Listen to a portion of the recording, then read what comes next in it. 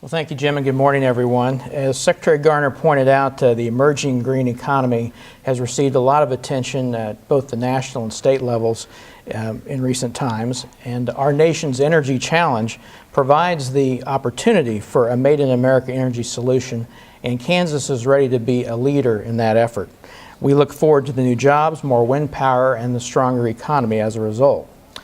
According to a recent national study, we are now the second windiest state in the country and continue to make significant progress in making good use of our wind energy potential.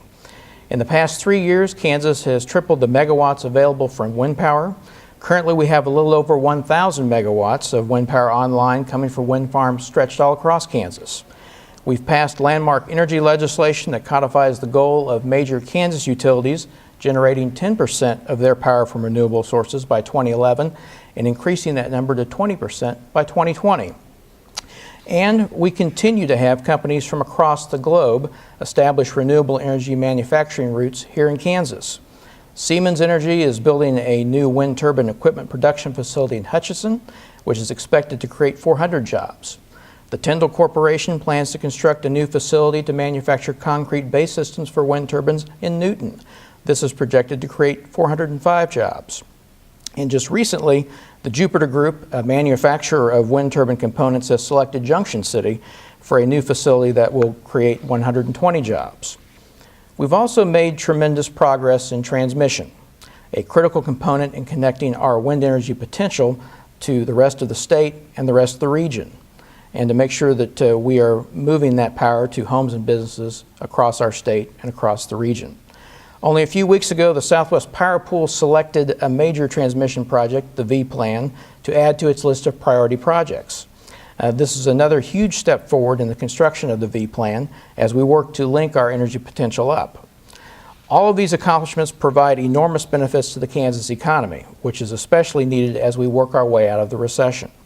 But our state's success also depends on the individual and private practices of everyday Kansans. Whether it's towns like Greensburg that have revolutionized rebuilding after a natural disaster, or just the mom and pop shop that implements recycling at their businesses. Kansas companies, organizations, and governments at every level are realizing that being energy conscious and going green can also mean more for their bottom line. Already we've begun laying the groundwork to bring more green businesses to Kansas. By ramping up energy efficiency and conservation programs at the state level, we're helping to build the demand for energy efficiency products and services across the state. Additionally, the Federal Workforce Training Grant through the Department of Commerce is also providing funds to train the next generation of energy workers in fields such as construction, operation, and maintenance of wind farms. With programs like these and our abundant resources, Kansas is well positioned to attract new businesses to the state in the area of renewable energy and other green industries.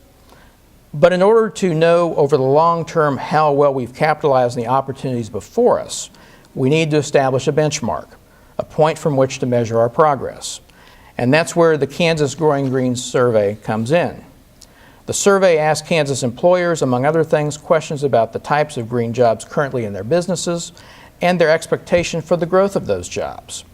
The purpose being to identify areas for training and preparation for future employment in green industries.